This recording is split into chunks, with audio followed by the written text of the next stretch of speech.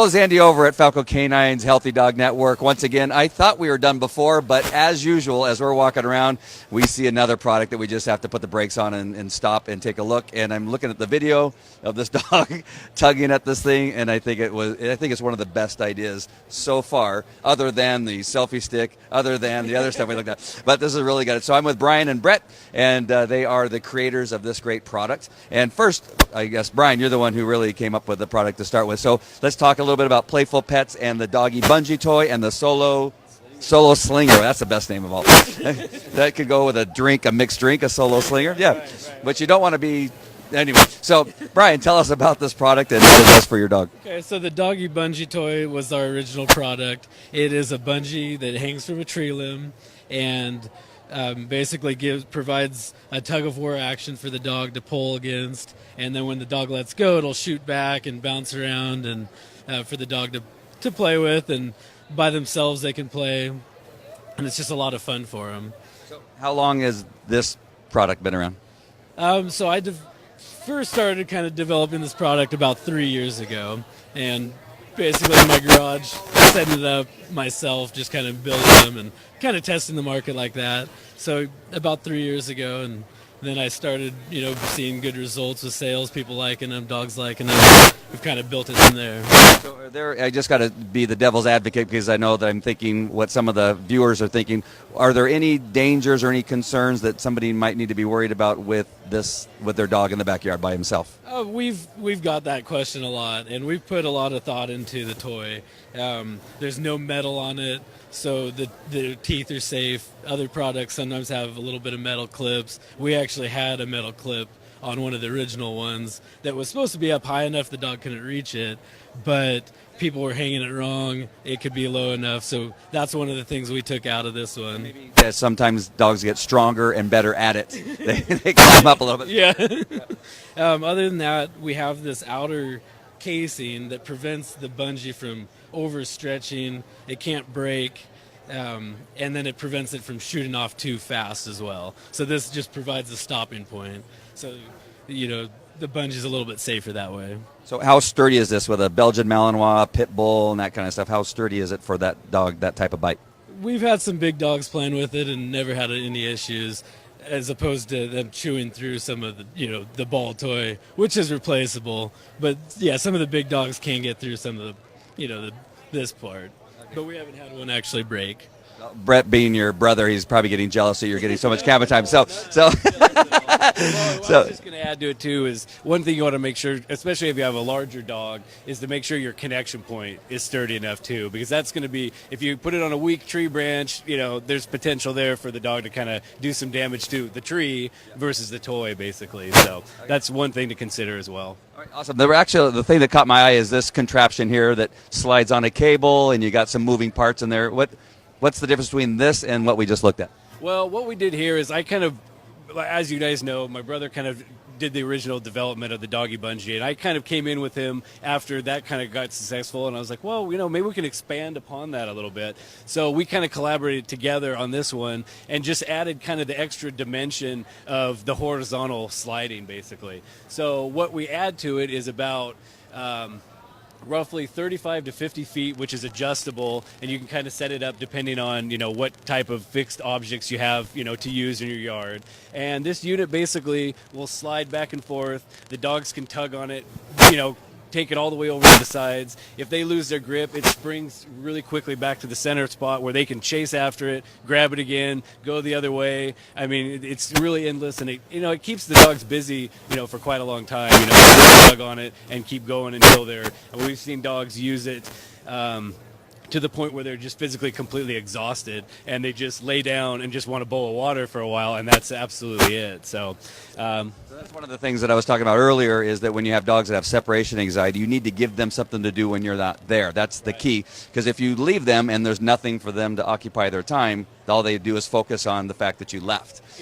Exactly. So yeah, that's a great point you brought up too, that an angle we hadn't even actually thought of. But it does tend to keep them busy for a fairly extended amount of time, and we have a clients, this one is basically a brand new product. So this is the debut of it at this show. These ones we've had around for a couple of years, and we've sold a few thousand of them, and we're getting really great reviews of dogs, where people will let them out the doggy door, and the dogs will do their business and then immediately start playing with something, and just get some exercise without them having to go out and initiate anything really. So they're familiar with where it's hanging. It doesn't get lost. It doesn't roll under bushes or shrubs, and it's always there for them basically. So I mean, when a dog goes and does his business, you mean the dog goes out and takes a crap? yeah, well, that's one way to put it. Absolutely. Okay, so to make sure. So there's another angle here where I see a dog that's actually has a leash on and connected to the cable. What's that all about? So we have, let me unhook this. So yeah, you can undo it. It doubles as a trolley system. And so if you take away the toy and those sideway bungees, you can attach your dog to the red slider and then, basically attach them so they can, run along the 50-foot cable, and the bungee actually gives them distance that they can go out as well. So unlike the ground anchor that you see people twisting into the ground that gets caught around the potted plants, pulls them down, and then gets tangled around their legs, and they sit there, wait, they're all tangled up like a cow at the rodeo. This does not do that. Exactly. I mean, that's our whole thought behind it, and it was great. We started taking it on some camping trips and testing it out around all your chairs and campfires, and the bungee helps pull it back to the point where they don't get tangled around everything. So That's what I saw in one of the videos is that actually they got like the trailer, the motorhome, and then you got the two trees. Everybody when you go camping, you usually camp around trees, and it's a great idea to have that aspect of it too. The whole idea is getting your dog tired. Right, so that he doesn't, so he isn't a pain in the ass at night and rocking the trailer. Because I was going to go somewhere about rocking the trailer, but I'm not going to do that. But there's so many uses for it, though. I mean, I like that there's multiple uses, multiple things you can do, and I like that it keeps the dog busy and strong. Exactly, that's kind of what we were going for.